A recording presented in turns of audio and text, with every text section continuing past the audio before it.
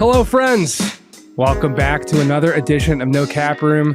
My name is Jake Fischer. I am a senior NBA reporter for Yahoo Sports. Joining me, as always, senior NBA writer for Yahoo Sports. It's my man, your man, everyone's man, Dan Devine. What's up? Jake, I'm feeling good. John Gennaro just told me I look like a monk, but I feel more like a pirate. NC Armada, let's set sail! We are captains on the ship into the stormy waters of nightly League Pass games. I am not feeling good. My legs feel like total crap after playing pickup last night for the first time in 2 months, but we are here. No. We can't just breeze past that. How did you play? So I played very well in the first game when I wasn't dastardly tired, and then I played pretty poorly after that. But the first game... Back-to-back's always tough.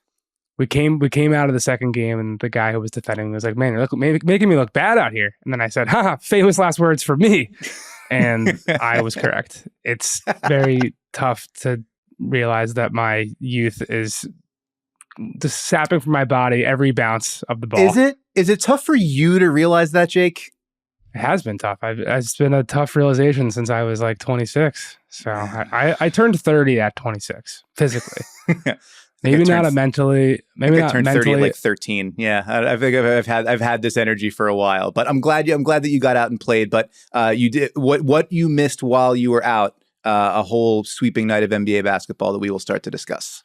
I did come home to catch up on a couple of games. I watched the end of Boston, Philly, and I realized that those are the two teams I need to not watch for a little while. I've injected too much. Front loading the season with them. Yeah, there's a lot of them early.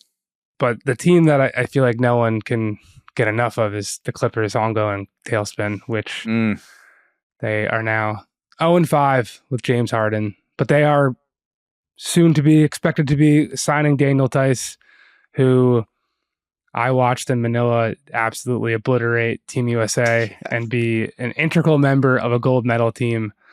But I think the Clippers, I know the Clippers were turning over every stone they could on the center market, to the point where they even, according to my sources, brought in one Kai Jones for a visit of some capacity, who I'm not going to say too much on the former Charlotte Hornets first round pick, but doesn't appear to be in mental or physical condition to be playing an NBA game right now. So I just say that to say that shows the breadth of the Clippers search, and I think it's a much better outcome that Daniel Theis is on this team. I don't know what we're going to see from him. We haven't really seen Daniel Theis play in the NBA consistently for a long time now. But if you're holding that glimmer of FIBA hope, I don't know, Dan. Do you think just a serviceable backup five will lift the Clippers to considerable just relevancy, or do you think that maybe the issues are bigger than someone who's going to play 18 to 24 minutes a night for this team? I think if Daniel Theis is playing 24 minutes, and there's maybe either he's awesome or there's bigger problems. But yeah, I'd love the sort of conceit of like there's an infinity gauntlet that Lawrence Frank is holding or whatever, and it's like Kawhi, PG, Westbrook, Harden, and then like right in the middle there, Daniel Theis, and now we're at full power. Yeah, when Mason Plumlee went down, it was like everyone looked around and realized like, oh, there's not another guy over 6'6" or 6'7" here. There's not another center that we can play out there. You really saw it come home to roost the other night against the Nuggets, where like it was like the best the Clippers have looked front to back since they got Harden. But when they got, when Ivica Zubac was off the floor and they're playing PJ Tucker at the 5, and they just don't have another even like sizable body to put in the pathway of Nikola Jokic going to the rim, like the need for another body there was important. And like as you mentioned, we haven't really seen much of Theis in the last couple of seasons in Indiana, but when last he played regular minutes, he was a pretty good pick and roll dive guy. In Boston, he's somebody who's like a little bit of stretch to his game. He's a physical defender, a smart positional defender. I imagine that Ty Lue will, be able to use some of his versatility and get him in the right spots. Like he could be a useful contributor. The bigger questions, though, obviously extend much, far, far beyond that. and this has been a week for sort of talking about that. Like Ty Lue, and there was Chris Haynes over at Bleacher Report had a big story about sort of the inside of the early running of that. And Ty Lue to Chris Haynes, quote, "This is my toughest challenge as a head coach, but I'm up for the task for sure. The biggest thing is getting these guys to sacrifice for guys, whether that's starting the game, finishing the game, shots, touches, who's running pick and rolls, things like that. Getting these guys to sacrifice will be the biggest challenge all season," to which you can only kind of say, good luck. We're a week in and we're already at, the numbers are wild. Minus 70 in 161 minutes with Harden on the court, plus 24 and 79 with him off it. They're scoring like That's worse than Zion Williamson numbers. Listen, this is just you checking to see if Joe Garza's listening to the show. I see where you're coming from here. They're scoring like the Blazers with him on the floor. Not like the Dame Blazers, this Blazers, which is less good than that. They've been outscored by 10 points per 100 possessions with all of Harden, Kawhi, PG, and Russ on the floor. None of the other combinations have really been all that good. And so like that's the thing about, it was a funny line, like when Harden said like, "I'm not a system player, I'm a system." He's not wrong, and adjusting to a new system takes time. And you're starting to see a little bit of that. Like already Ty Lue is saying like he's going to go on the ball. Russ is going to come out a little bit earlier. Bones Highland, you're going to go take a seat for a while we try to figure this out. And everyone's saying, give it 10 games, give it this amount of time. Like we need some runway to figure it all out. It's starting to get there. But it's going to require, as we've said before, all of these guys agreeing to do stuff they've just kind of never wanted to do before. It's cool to see Kawhi occasionally set a screen in a random setting. That's good. More of that. It's cool to see Harden. It was actually legitimately funny. He's told Tomer Azarli of Clutch Points, and I hope I'm saying Tomer's name right. I believe I am, but I might be wrong. Said like the biggest thing he's learned in 5 games is that I have to shoot the catch and shoots. There haven't really been a whole lot of catch and shoots for me since OKC. Dog, that's because you don't do it. Like they wanted you to do it, and every time it gets to you, you kind of like shake into a sidestep dribble and then into a pull up. Like it's been there for years, and you just haven't done it. So all that to say, everybody's trying to adjust to it. Daniel Theis probably won't hurt, but it'll only help but so much if the other guys don't get accustomed to doing the things that they don't really feel like doing. Trust me, I can tell you that the catch and shoot 3 thing is something the Clippers were very trying to harp on from the get-go. That was kind of when they came as here. As were the Sixers, as were the Nets. Yeah. Like everyone has wanted more of this. And it's like for Harden to say like, man, that's something I learned in the last 5 games. That's wild. But who knows what he'll learn in the next 5. Well, look, he is not wrong in that if you give him a dive man and run high pick and roll play after play after play, you are most likely going to be getting a good look on most possessions. But that type of system worked a lot better objectively. Obviously, we're scratching a broken record and remixing it over and over again. Like, it's not the same when you're now 34 and when you have Kawhi Leonard and Paul George on your team. The Russell Westbrook balance, I think, might be getting a little bit overplayed just because he's Russell Westbrook and his name is in big blinky lights. Because honestly, what we saw from him last season, going from the Lakers to the Clippers into more of an energy roller type of position, like the Bruce Brownification of the NBA, where now I see any guy under 6'6" doing anything big man like. That's like the new Draymond Green. Like for a while it was, there's all these Draymond archetypes. Like even like I watched Jaden Springer with Philly and I'm like, it's a Bruce Brown type guy. Right. And that's kind of what Russ was doing last year. We saw the effectiveness in the Denver game, cutting baseline. I saw Nate Jones tweet out something like, we give LeBron all this praise, rightfully so, about his still breathtaking athleticism at his age. Westbrook's burst at his age is still ridiculous too. And after knee surgeries too, like you sort of forget about that, but you're absolutely right. Yeah. In general, I actually heard a couple of guys saying this on the way into the pickup high school last night. They were not in my run. They were in the other run. There was 2 gyms. These guys were a lot bigger, and I was happy they were not going to be on our court. If LeBron wasn't doing what he's doing, just like if Steph wasn't doing what he did throughout his career, like Dame's status of being this all-time historic 3-point shooter would have been a thing. LeBron is overshadowing all these other guys playing well past, 32, 33 and doing it at all-star level. So it's kind of crazy when you really step back and look at all the numbers. But the Clippers don't have them all gelling at the same time. And it's going to be, it wouldn't be such a big storyline if there weren't such high stakes in that you talk to anyone around the league, they are kind of looking at it with a little bit of glee about, this could be a 1-year thing before they go into this stadium where everyone is happy to whisper about, Bob Myers is still out there and blah, blah, blah. It's just, there is a lot at stake. And the fact that these are all very good players that most teams would be happy to have a discussion with if they were a free agent, when mostly all these guys could be on the open market next year. It's just going to continue to be a talking point until it's not. And that's on all the primary actors involved to zig in the same direction and get this thing going, because you can keep saying you need 10 games, but you're halfway there. And I mean, I know the Clippers were 0-5 with Russ to start as well, and the ship turned around and Captain Barbados came and took things to the right direction, and they made it the playoff run before Kawhi got hurt again. But it is a long season, and they clearly have a lot of runway to steer this in a better direction, to a better beach, to continue with this metaphor. But let's keep continuing with the metaphor. Hammer this keep sucker. it going.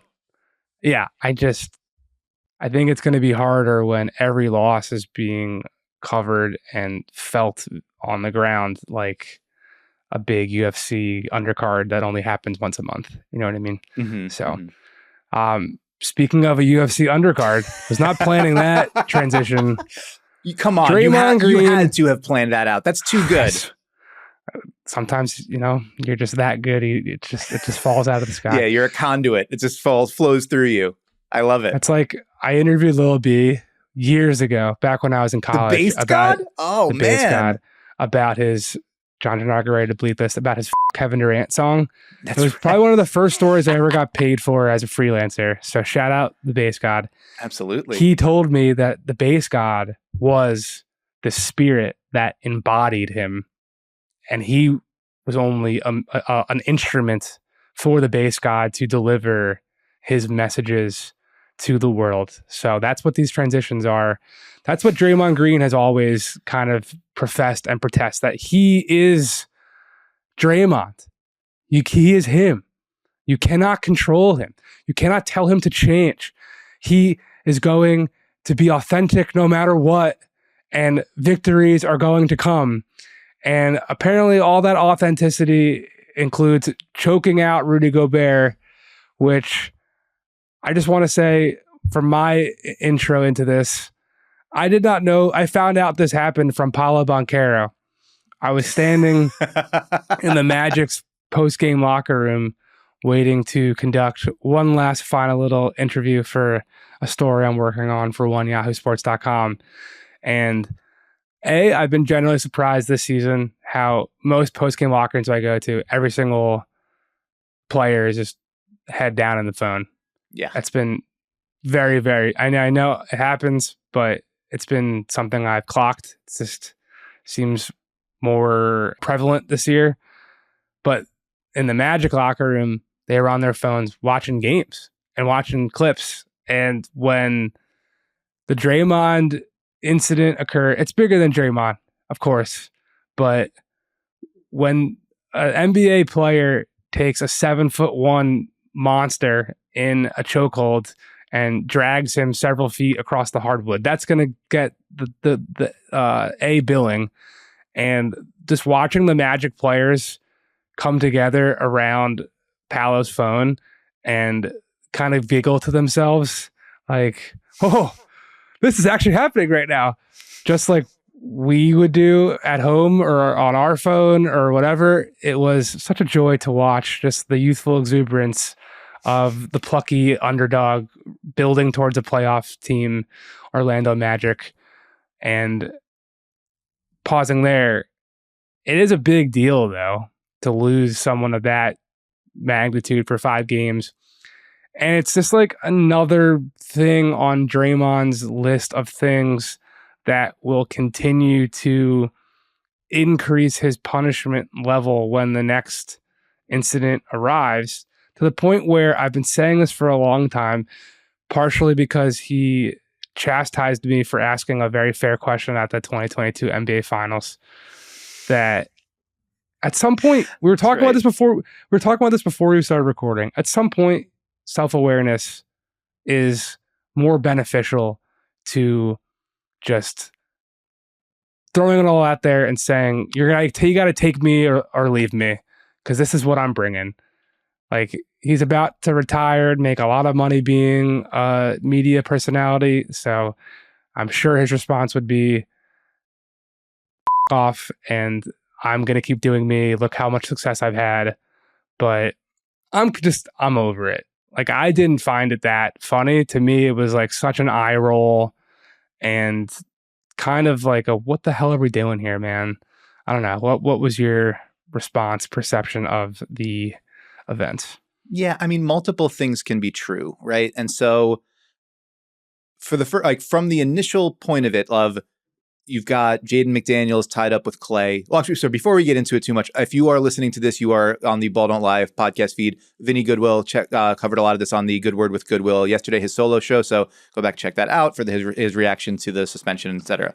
But initially, you've got Jaden McDaniels and Klay Thompson there tied up, and they're, grabbing one another's jerseys, and they're sort of, starting to square off. Draymond comes over and sees, because it looks like as Rudy Gobert comes over, he is putting his hands on Klay Thompson, and then Draymond's response is to go and get him off of my teammate. And I, from the perspective of like, I can see that response, and I can see if you're from the component of your team, that's what you like. When everyone talks about like Draymond's the guy you want in the foxhole with you, that's why. That's one reason why I see this guy going after my teammate. Job one is get that guy off my teammate. There is a point though where it's like, you cross over to now you are the one who is doing too much. And as you've sunk in the rear naked choke and you are now dragging him along, that is where it goes, as like your teammate, as your coaches are saying, let him go. Like, that's the point where it's too much. And there have been a lot of people that have responded to this and referred to this as like, especially the post-game comments from Rudy Gobert, where it's like, that guy's a clown. His coach knows it. Like, he doesn't want to keep playing because when I knew he was going to try to get himself ejected because Steph wasn't playing, and he doesn't want to play without Steph, which ties back into the reported thing from Pablo Torre Finds Out, where it's like the alleged comment that Jordan Poole had made was like, you're an expensive backpack for 30. So like the mounting backlash within the NBA community to Draymond Green of like, you are an appendage more than you are a driver of this success. That's the thing. Like, he doesn't care. To quote, I think, Amin Al-Hassan, like, your tears are PEDs for me. That's kind of his whole approach. Right. But okay, actions speak somewhat differently than that, right? And like, whenever Draymond gets swiped at, he comes back 3 times as hard. And you don't do that if you don't really care. And I think there might be some sensitivity to that. There might be a sense of like, as players get older, especially players who are not, we mentioned earlier, LeBron overshadowing everybody with what he's accomplishing at his age, Steph Curry looking like he can keep doing this for 5 or 6 more years, whatever. Draymond's not that kind. He's special is extraordinarily special, but he's special in a different way than that. And we've seen, like, as the deterioration of his offensive game has progressed year over year, and injuries set in more, and when the circumstances are not lined up for him to be able to make the maximum impact, either you need to get yourself to a place where you are competing at the level that allows you to make that difference, or sometimes if you don't have the facts, you bang the table, and there's a little bit of that with him. It's funny though, I hadn't really thought about it, but when you lined up that discussion of, he's got the post retirement media career lined up, and I'm sure he would say like, for f you, I'm winning, I did it right, like me being me the way I am all the time. I got 4 rings. That's all that matters. And a defensive player of the year, and he's going to the Hall of Fame, and generational wealth out of being the overweight kid out of Michigan State who goes in the second round. Like it is a success story beyond any metric. But it made me think of, it's a weird memory, but like when Kevin Garnett was like fighting with Charlie Villanueva towards the end of his time in Boston.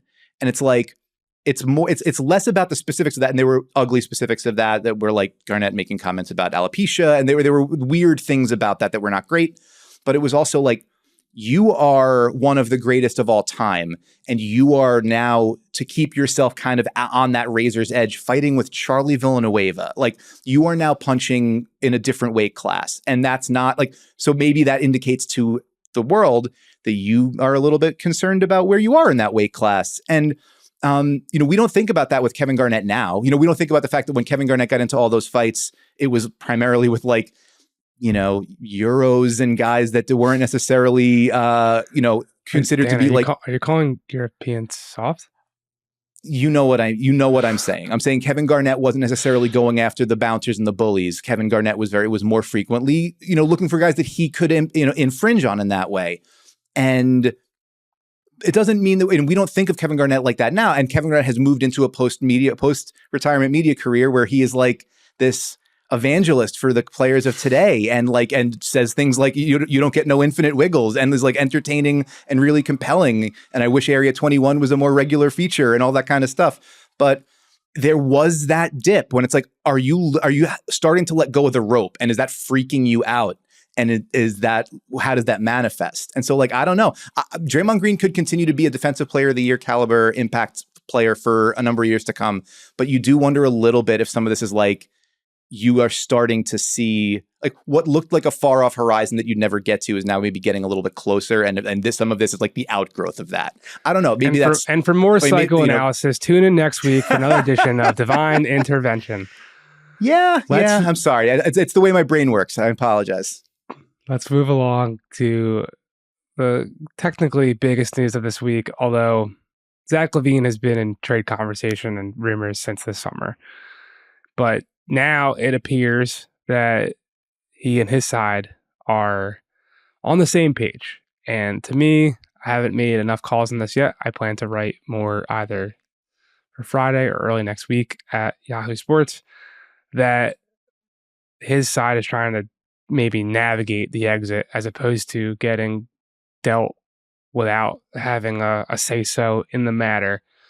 But it's going to be a little complicated in that Zach LaVine has 4 years left of a Supermax contract where he has never played consistently on the defensive side of the ball. And he has been part of one winning team in 10 seasons. That I am struggling to see so many teams that are going to be rushing to the altar to give and I guess wed the Chicago Bulls with multiple first-round picks and a young player that, just looking at how the market works, I would assume will be Chicago's starting asking point. So for help to figure out some of these teams, super producer John Gennaro came up with some fake trade ideas. So the first team up, the Miami Heat, where Tyler Hero's name was all abound trade discussion this summer. And I do believe Chicago's name came up, or the Bulls came up as a team that was open to receiving Tyler Hero as part of three-team shenanigans that would have, in theory, brought Damian Lillard to Miami. So Kyle Lowry's salary, Tyler Hero, and picks for LaVine and Alex Caruso, which to me be a nice get for Miami. I don't know how much better the Bulls will be receiving than someone who in theory has untapped upside and is young in Tyler Hero, especially looking down the list of other ideas that we have written down here. Dan, how appealing would that be to both sides in your perspective? Yeah, my first blush thought, and you could tell me if this is crazy, is like, if I'm the Heat, that's almost more about Caruso. Yeah. Because, well, A, I feel like Alex Caruso was like built in a lab to play for Eric Spoelstra. Like, just defend everybody, go 1,000 miles per hour every minute you're on the court, to the point where like they have to artificially limit your minutes because they're worried you're going to break something if you go, with your constant motor. Feels like a very neat fit for Heat culture. Also, like, I'm not positive that Zach LaVine of today is like demonstrably better than Tyler Hero of today. And maybe that's just recency bias of like the Bulls have not been good. I've seen Hero in playoff series in the the recent past where he wasn't injured before last whatever. And I think Hero had a strong start to the season before he picked up a nick. But even if we accept like LaVine is a more consistent, gets to the free throw line more often. He's a more consistent driver. He's a better finisher inside. Whatever those things are true. Is it true enough for it to be worth like a guy who's 5 years older and has knee problems and has an extra $45 million on his deal than Hero? So then, like, to me, if I'm if that's like, I'm doing that math from Miami's side, I'm like, if I'm taking on this contract that you don't want on your books anymore if you're Chicago, am I trying to like say maybe you don't get multiple future picks, right? Maybe the pick equity going out needs to be lower because I'm doing you a favor taking this off your books. And then if that's the case from Chicago's side, are you like, well, then I got to get quality back or it's no deal.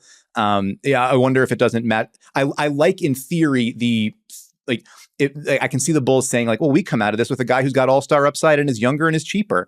And but I wonder if it's like if it lines up quite enough for either side there. Yeah. So again, these are fake trades, and it's difficult to come up with deals where you need to match LaVine's $40 million in salary. So from a Philly standpoint, Tobias Harris, John Gennaro has written down here, plus picks for Zach LaVine, which Tobias' salary checks out. 37, I believe, last year expiring. So you would get some nice salary relief if you are Chicago. That being said, from my understanding, I think the Sixers are looking to use the pick package they got back from the Clippers to add to Joel, Tyrese, Tobias, and DeAnthony Melton. That's kind of like the big four right now for Philly. If Paul George is saying the Clippers got four motherfuckers, those are the Sixers' four motherfuckers. Shouts out to DeAnthony Melton. That's a level up for him. I love that for him. He is. DeAnthony Melton's good, man. So would that be, despite that, would that be enough? Would that be enticing enough for you if you are the Sixers? Because it's pretty clear from the Bulls side. You get picks, you get long-term salary relief. Yeah, I think, as a talent play, I could see it, but it feels like I could have made this argument, or it would be a clearer argument for me 2 months ago than it is now, right? Like now Maxey as as a number one ball handler, shot creator guy that you want to have like a high 20% usage or whatever, like anything that introduces someone into the ecosystem who will take away from that without being like a clear defensive fit, which LaVine would not be. And also like not really necessarily a guy that you want running the second unit. Like that's the biggest problem the Sixers have right now is when Maxey goes to the bench, there isn't really anybody you trust running the second unit. So is LaVine that? I don't know. I'm not so sure that he's that kind of, he's a great shot creator, a great shot maker, 3-level scorer, but I don't know if he's somebody that you want to like throw the keys to and trust that he's going to generate offense for you. Especially the goal for Philly is to find the guys that can make that work into the second round and hopefully beyond. So I don't know that LaVine's that guy.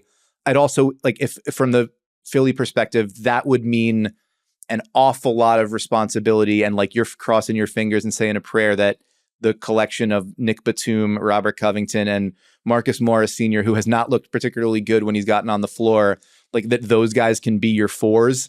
With Tobias Harris out the door or whatever, play one of the forward spots in big minutes for, starting there or playing big minutes in the playoffs. That feels a little bit dicey to me. So I think the talent play makes sense to me, but the fit, if the Sixers had gotten off to a terrible start, maybe, but I don't know. That it feels like the wrong kind of big swing for them right now. So the Grizzlies are next. The Grizzlies would trade would, again, fake trades. They would trade Luke Kennard, Brandon Clark, Zaire Williams, and picks for LaVine. So if I can break the fourth wall here a little bit, John, can you pot up for a sec? I want to know, like, was this based on a particular report, or did you just think, like, look at them and say, well, they're not doing so hot, they could use a shot in the arm? Funny enough, all of these other trades I just came up with by myself in the trade machine. This one was, I found an article where someone else kind of had the same idea, like, hey, let's run through the trade machine, see what, and they were the ones who threw Grizzlies out there. And I was like, that's not a bad idea. And this was kind of the package that they put together. I put it in the trade machine. It worked. I was like, yeah, sure. That makes some sense. Okay. All right. I get that. And that perspective makes sense. Like, the Grizzlies definitely need a boost on the offensive end. I think they go into Thursday's games 28th in points per possession, 28th in half court scoring efficiency, 25th in 3-point accuracy. Like, Desmond Bane is doing a level best to elevate that offense while Ja Morant's out, but they just desperately The Grizzlies roster without Ja is just bad. Without Ja and Steven Adams and Brandon Clark, it's just bad. Like, I mean, in fairness, it's like, well, without 3 of their top 6, they're bad. And yeah, I mean, that's true. Like, but yeah, like, you would have hoped, David Roth, I forget the last Grizzlies game. I think it was the Jazz that ended up turning, like, there was like a close game and the Jazz blew it open within like 2 minutes of me turning the game on a couple nights ago. David Roddy hit like back-to-back threes. Like, you're hoping that one of Roddy, LaRavia, Zaire Williams, who they traded up, in the draft and ultimately selected, which there's been thought around the league that he was not necessarily their top target, like, truly no one since Desmond Bane has popped. Like, Santi Aldama is a solid player, but they haven't found any, like, just none of those lottery tickets have hit since the original core. And it's not to denigrate what the Grizzlies have done. It's just, that's, to me, as big of an issue as anything right now. Yeah, I mean, that's why why they sort of took so many bites at the apple, right? And it goes back to, the initial trade of, I forget what the pick was, but to get Justice Winslow out of Miami, where it's like, you got to kind of take your shots at finding the wing that fits between your bigs and your guards. And so you sort of, as many shots at it as you can possibly get. And you're absolutely right. It hasn't panned out. I mean, you hit the lottery with Ja, you hit the lottery with Jaren Jackson Jr. You have like a franchise shifting kind of thing when you land Desmond Bane in the 20s. But yeah, after that, and Brandon Clark was another one of those late first round success stories, but it's a hard way to live, and they've not been able to be successful with the development of some of those other guys that they've brought in. So, I mean, the idea of Kennard, Clark, Zaire, and picks out for LaVine, it's obviously a significant talent upgrade. It would be provide a boost for the Grizzlies on the offensive end. My issue as I look at that is like, all right, spin it forward a month, right?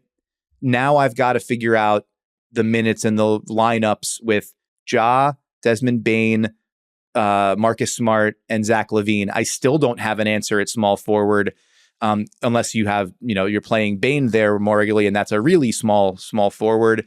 And what is the thing that, like, identity-wise outside of Ja that the Grizzlies have been missing so much? It's like they need the bigs that can offensive rebound and block shots and like free up Jaren Jackson Jr. to wreak havoc and then get them out in transition. Like, losing Clark was such a huge loss for them at the end of last season.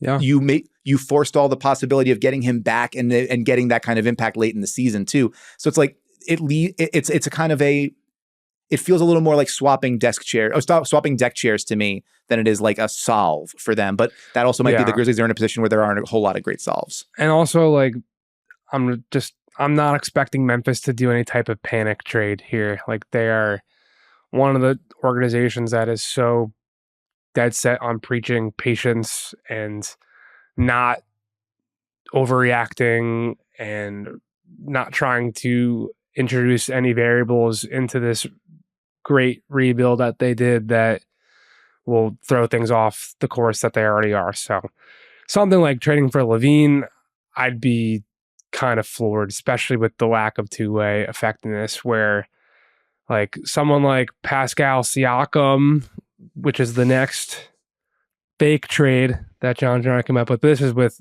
just Toronto and Chicago straight up. Siakam for LaVine. Siakam obviously brings some two-way play. He would be the connective four-man that the Bulls have not had, that Patrick Williams has not evolved into next to Nikola Vucevic.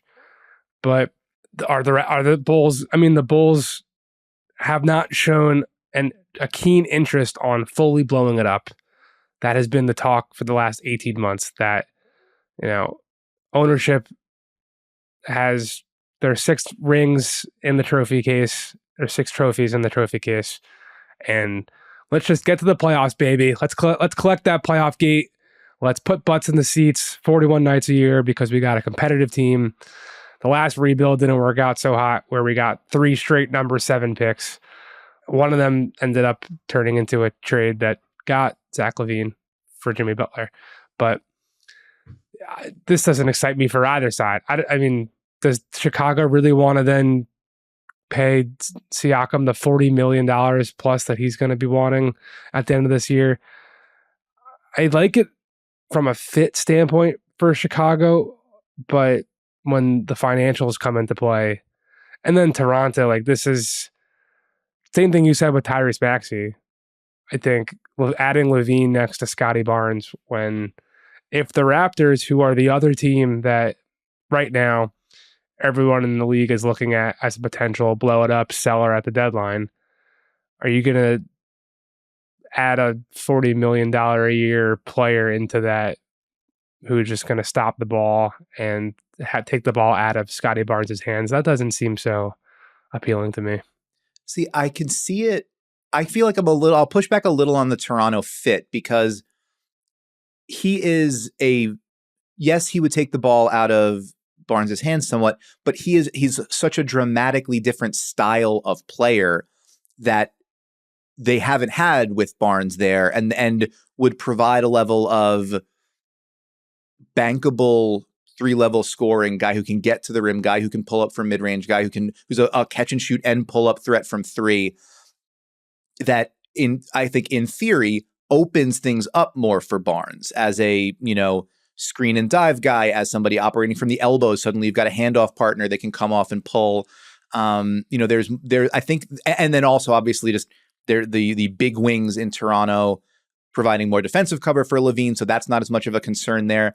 I can see that argument, but I agree with you just broadly. I kind of feel like I don't know that this makes sense for either side in this construction. I think if I'm the Bulls and I don't have any belief that I have a hard time. This is me, Dan Devine, speculating. I don't believe that Pascal Siakam would want to stay there. I don't. That doesn't seem like something that would make a whole lot of sense. And he's about to hit unrestricted free agency, and as you said, he's going to command top dollar once he gets there. And I don't know. So if that's the case, then I need picks if I'm the Bulls. And so if a straight up deal doesn't do much for me, and then for Toronto, if I'm the point of going and taking the big swing for LaVine is not to like subtract Pascal, it's to add to that. Like that, the construction of that deal that I think makes sense is something more like your expiring money. Like that's what you can offer Chicago in that deal, a bunch of expiring money and some picks. Like if that's Gary Trent Jr., Thad Young, Otto Porter, like 30-something million in expirings. And then, if you like one of our young guys, pick them, and then, a pick or something like that. So to me, I look at that and say like that construction makes more sense than like the straight up star for star. But star for star is maybe a more interesting thought experiment. Well, the Bulls, him not wanting to stay long term, him being Siakam, is why John Gennaro put in a fun 3-team version where Siakam would go to the Knicks. Sorry, Jake, before you keep going, have you ever heard anybody write anything about the preponderance of 3-team deals in the NBA? Is that something that you've ever seen anything about? I did write that recently. Oh, yeah. You wrote that recently at yahoosports.com. Dramatic increase in 3-team trades, and cap experts around the league, according to me, are preparing for an increase in such as the gymnastics surrounding the second luxury tax apron and all that stuff will continue to hamstring expensive rosters. But this scenario would have Julius Randle and our sweet boy Evan Fournier finally freed from Madison Square Garden. And I see here that you're not necessarily convinced that Siakam's much better than Randall. Is that what you're thinking? That's not what the note in the Google Doc says. The note in the Google Doc says, is Siakam better than Randall? Like definitively for sure worth doing the deal over. And so that's, if I'm the Knicks and I'm in that deal, I'm sending out Randall and Fournier, that expiring contract. And Let's then say and Fournier, like it's a tough pill to swallow that you're losing a player who has not played for you in 2 years. Right. But okay, fair. But might have the greatest leg sleeve tattoo collaboration, whatever, compilation in the history of mankind. Well, listen, I'm glad we got to Evan Fournier's leg tattoo on No Cap Room. It's something that's been on the vision board for a while, and I'm glad we got there today. I see it every time I go to MSG. He warms up with about 5 minutes before the warm-ups end by himself. He's launching 35 footers, wearing short shorts, and the ink is out on full display. I just want Evan Fournier to get a chance to play basketball. To display the leg ink. Yeah. I mean, I want the leg ink on my TV. Let's just clip and save that audio. The bigger point to me, yes, you're right. It's not like it would detract from their rotation. It would detract a matching salary in a big deal that would be additive to what they already have. So that's my question. Like, if you're using the Fournier salary, and if you would have to, I'm guessing the Knicks would maybe have to throw a pick in there or something as well in that sort of construction. Maybe not. I don't know. Is to get Siakam in the door. Like, is that enough of an upgrade in terms of your talent level and what the current Knicks structure would look like for it to be worth spending an asset like the expiring, like the Fournier deal? Whereas we've talked about like the Knicks thinking about what the next big star could be and what could they use to get into one of those conversations. And there's picks and there's salary, and Fournier is a big one of those. So that's the only, I think big picture, and it's something when you were on vacation this summer and I talked with Skeets about the Raptors, we sort of brought that up. Like, the Siakam is one of those like all NBA guys that people don't necessarily always think about as an all NBA guy. Same like Randall. And maybe he's a cleaner fit in more places than Randall. Maybe he's a more versatile player than Randall. So I think there's an argument to be made that he is better front to back. Randall also has finally got on board as I think like 25, 10 and 5 over the last 5 games. The Knicks are 4-1. The Knicks, with all in terms of the underlying stats, are currently maybe like a top 6 or 7 team in the league, even though they're 6-5. So that's the question. It's not, is he better? It's, is he better by enough for it to be worth the Knicks' while to make the deal? Which is what ultimately front office is definitely asking. Yeah, but all right, no. Don't just host this one. You put me on the under the microscope to talk about it. What do you think about that question? Well, I'm trying to keep the show going along here. Julius Randle is just such a mixed bag.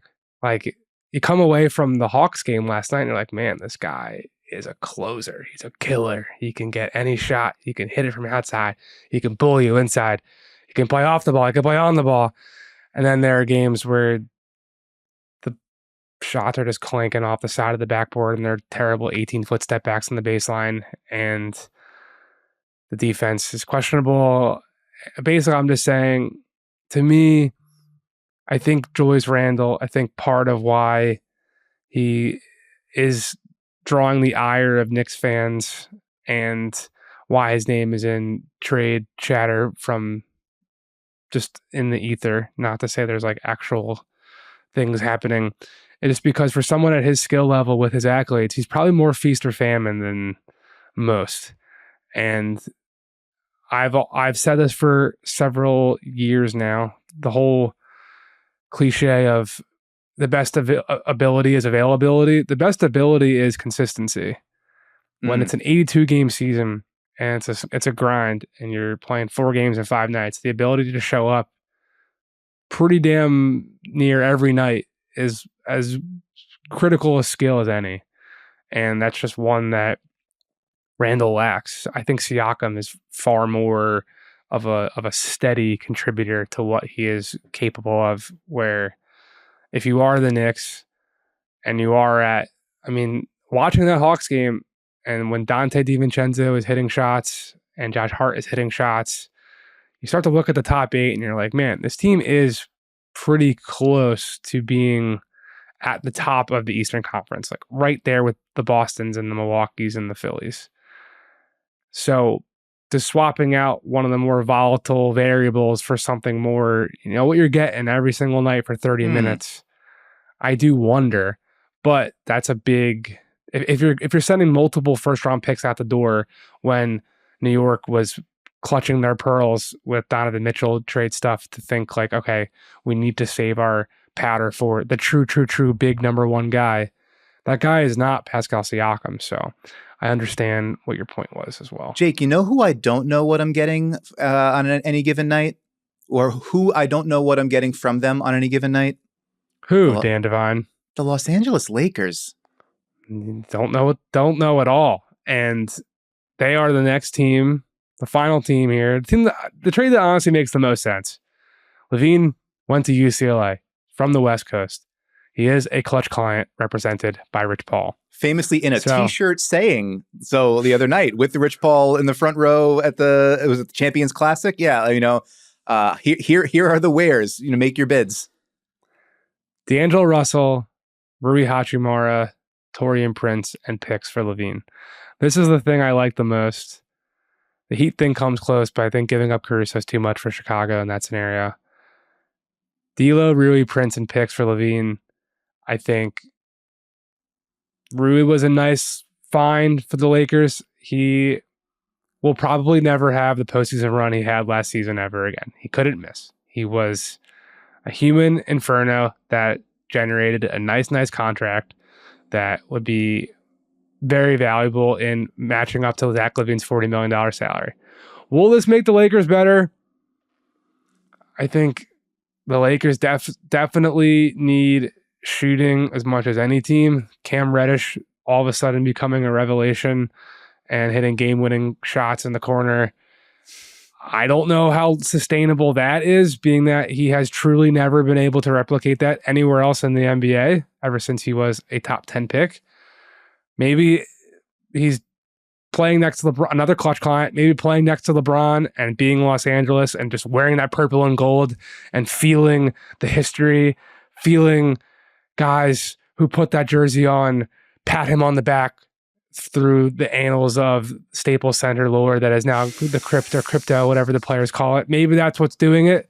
But if there's one thing Zach LaVine is definitely, it is not afraid to shoot when the ball swings to him. And sometimes, like when you're watching the Lakers and the ball swings, like you would rather have someone with a little more ability to do something than if it was Cam Reddish or Taurean Prince or Rui Hachimura, despite all of Rui's great play. Taurean Prince, when he's going, is one of the hottest shooters in the league when he's hot. Yes, yeah. He's got that high arcing moon ball that just to the net. And just somebody turning that into ASMR, just freaking me out. All right. Oh, no, don't do more of it. Oh no. I do know like true reporting or sourcing to say this right now. If I had to make a wager on where Zach LaVine will be traded, I would bet it would be the Lakers for something like this. So what are your thoughts? I mean, same thing. I think this is fine. I think the idea of, I don't know that you're going to get more out of D'Angelo Russell and Rui Hachimura than you got during last season's playoffs. So it's not necessarily like selling high on them, but it's more like you extracted the value from that transaction cycle that you could, and this is like you are able to then sort of cycle it forward. And I think that's the position the Lakers are in. They need to be in. This is what being pot committed with LeBron and AD is. Like, you have to keep doubling down and doubling down and doubling down. And yeah, that can get ugly. I mean, it got ugly with the Russ deal, but then they were able to inside straight their way out of that. Maybe the LaVine deal with the $138 million over the next 3 years would be a similar albatross deal, a millstone around their neck to figure out. But this is the cost of doing business. If you want to be competing with these superstar players and you want to be competing for a championship, there is no tomorrow. And like, the Lakers, maybe more than any other franchise, need to treat the future like it's fake. Like in 2031, I don't know, we could all be, have gills. Who the hell knows what's going to happen? The world could be on fire and underwater at the same time somehow. I don't know exactly how it'll work out, but it could. And, so the idea of burning your picks and burning your salary cap and whatever, like, if it gives you, if it increases your chances this year, that they can really only afford to think that way. And I think LaVine would be, you're absolutely right, another catch and shoot option, another pull up option, another guy who can, run a second side pick and roll, get downhill, create when LeBron and AD are, bending the defense on the other side. I think that it makes more sense to me than the other ones that we've talked about, which of course is why it won't happen and he'll wind up, in Orlando or something. Orlando played Brooklyn on Tuesday night, as we discussed. Me in the locker room watching Draymond Green, or me in the locker room watching players watch Draymond Green. Watching players watch him, yeah, right. And I don't think the Nets are a team for Zach. I don't. I just doesn't seem to be the player that Brooklyn will be going all in for. But watching the Nets continue to be just plucky playoff team where Mikal Bridges continues to be comfortable in an advanced role on the ball, playmaking, pick and roll stuff. I mean, when he is driving from the side into the paint, either side of the lane, he has that hanging fade that I think I've never seen him miss, and I don't think will ever be blocked. We have a story coming out today. It'll definitely be live before this podcast reaches our listeners. I had a nice 35 or so minute chat with Mikal in the beginning of the season about just kind of staying the course and being the connective personality that he is. He's got a secret handshake with everyone in the entire building. Go to a Nets game. I was trying to see more film of it on League Pass archives, and my one critique of the Yes broadcast, which is hard because they have Ian Eagle and Sarah Kustok and Richard Jefferson to find things to be upset about. Too many cutting to graphics of the starting lineup or video of Giannis Antetokounmpo tying his shorts. I want to see the Mikal Bridges handshakes. And I would think Nets fans would want to too, because this is the guy who someone such as Zach LaVine, although it won't be to my understanding, someone like Damian Lillard, who when it was not going to happen in Miami, he looked at Brooklyn and said, I would like to go there, largely because Mikal Bridges is already there. I just want to throw it out there to the people that the longer the Nets continue to hang around and be a legitimate postseason threat, even with Ben Simmons being sidelined with another back impingement, which I don't want to speak out of turn, but I don't think this is anything compared to what the previous setbacks have been. I think there's a lot of optimism around Barclays Center that this will just be a minor setback and he'll be back on the field. He was playing pretty awesome before the injury. I just want to whisper pretty awesome, relatively speaking, for what he was the last couple of years. Sure. I just want to throw Mikal Bridges and the Nets back out there to the people, just to keep in the back of your mind for when a big gun decides I want to go elsewhere, that Brooklyn is going to be a real threat. They've got plenty of picks from the Kevin Durant stuff. They have no money on their books for the 25-26 season, aside from Mikal and Cam Johnson. And they've got tons of two-way players like Dorian Finney-Smith, who's had a resurgence this year after really a terrible showing post-trade deadline. Like the Nets batted away offers for him after they got him right away from Dallas and seemed to maybe be regretting that come April when the year ended and he just didn't return to form. But he's looking more and more like the DFS that became DFS and not just a guy from Florida in Dallas. Royce O'Neal continues to fly by and knock down threes with everyone. There's stuff. And Cam Thomas is Cam Thomas. There's stuff happening in Brooklyn that I wrote about in greater detail that I would love for people to read about, where and Mikal is at the center of it all. So any words from you, sir, who's been to a couple Nets games this year, just about what the 6'6", long dude from Villanova can be and is becoming? Yeah, he's given more opportunities on the ball and to create. He has looked super comfortable doing it. The interesting thing to me at the start of the season was everything was sort of set up for, it looked like it was set up to be his team and to be, he's going to be the one taking, the lion's share of the, shooting possessions and sort of like can he become an all-star this year? That's like the next level of his progression. And then kind of Cam Thomas comes off the bench and sort of says like, actually, and then averages 27 points a game and winds up getting himself into the starting lineup and becoming a focal point offensively. And there was like, I kind of that'll be something that I'm interested in how that evolves. Cam Thomas is now out with a sprained ankle, going to miss, I think, another week at least, something like that. They're expecting. I looked this up because I thought it was interesting from pbpstats.com. When Cam Thomas is on the floor, Mikal Bridges' usage rate is 23.3% of Brooklyn's possessions. When Cam Thomas is off the floor, it's 28.9. So with Cam Thomas on the floor, Cam Thomas's usage is like all-star level. And Mikal Bridges becomes a little bit more of a complementary piece playing off the ball because he fits everywhere. He can be your spot-up 3-and-D shooter. He can be, second side action, swing creator, all that kind of stuff.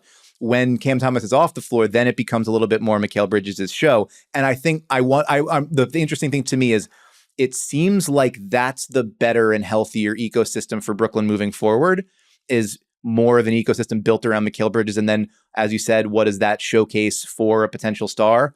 But Cam Thomas gets buckets, dog. So like, it might just be like, if he's on the floor, the possessions become about him one way or the other. So how that all sort of melds together, I think is interesting because Mikal Bridges, the sky's the limit for him. And he feels like he fits sort of wherever you would need him to fit. But also more opportunities for him to step into the spotlight seem like it would be a good thing holistically for the Nets. One player who has stepped into the spotlight this season, and then we'll get out of here. We've run a little bit long. He is only 21. He is battling giants. On the day he was born, LeBron was a junior in high school. One, Alperen Şengün, who the people call Alpy. He's averaging 19.4 points, 8.2 rebounds, 6 assists a game. Dan, I just want to throw this out there. There's a mystery player who, in his 21-year-old season, averaged 18.5, 10, and 6. Who do you think that is? Was it Jokic? It was Jokic. All right. Yeah, I had a feeling. The comparisons are there, man. He's got a lot of high post touches where he can be a threat to shoot it. He can put it on the deck and pepper passes to the corner. He is what I have long said, what Jahlil Okafor was supposed to be, but maybe he's even better. Maybe he's even better than that. He's got the low post footwork. He's got the Dirk Nowitzki one-legged fadeaway thing that is not a Dirk Nowitzki one-legged fadeaway thing. He just looks at you in the eyes and into your soul and sticks up his knee to the point where it's like a crane kick in Karate Kid and you think he's going to chop you, but instead he just shoots it and it's a feathery touch into the basket. You have to stop doing that. You have to. I love Alperen Şengün. Yeah, we all love him. Stop doing that. He's one of my favorite guys on League Pass to watch. Maybe that's a segment we can do. Favorite players of the year right now. He's one of them. Yeah, that's fine. Do whatever segments you want. Just don't do it with that noise. No, you're absolutely right. Şengün has been fantastic. I'm working on something on the Rockets heading into Friday because they have I think they have the Clippers in the in-season tournament, and they've been one of the big surprises of the early season. 6-3, 6 straight wins after an 0-3 start. Top 10 on both sides of the ball, which there's only like a handful, I think 4 other teams doing that: Philly, Boston, Denver, and Oklahoma City. So like championship favorites, deep playoff run hopefuls, and then the Rockets, who've been bad for several years. And, they went out into this offseason with a plan of, we're going to try to be serious. We're going to spend a bunch of money to bring in Fred VanVleet and Dylan Brooks, and we're going to hire Ime Udoka, and we're going to be a team that defends.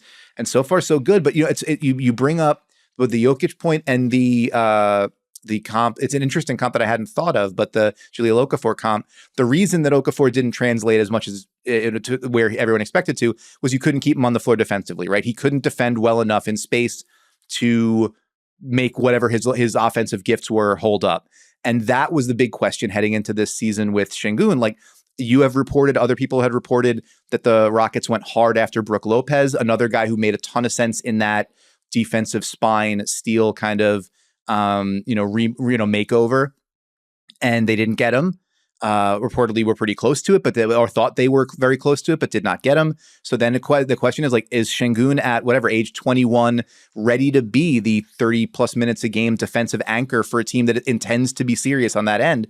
And the early returns are good, and part of it is they're not letting him just play back and drop coverage. They're, letting him switch more. They're bringing him up to the levels of screens, sort of like the way Jokic defends, where you get him, you don't give everybody a runway to get downhill at him. You make him more engaged up top, take advantage of his hands, take advantage of his smarts and his ability to communicate. And the early returns have been awesome. You mentioned that comp with Jokic. There's another sort of fun stat that I've got. We'll see if it makes it into the piece or not, but it's, right now, Şengün, there's only 5 players in the league with a usage rate higher than 20% that are true shooting over 600. So like elite true shooting and assisting on more than 30% of their teammates' baskets. So that's like, I'm a high usage player, I'm an elite shooter, and I'm a table setter. And it's Jokic, Tyrese Halliburton, Luka Doncic, Domantas Sabonis, and Şengün.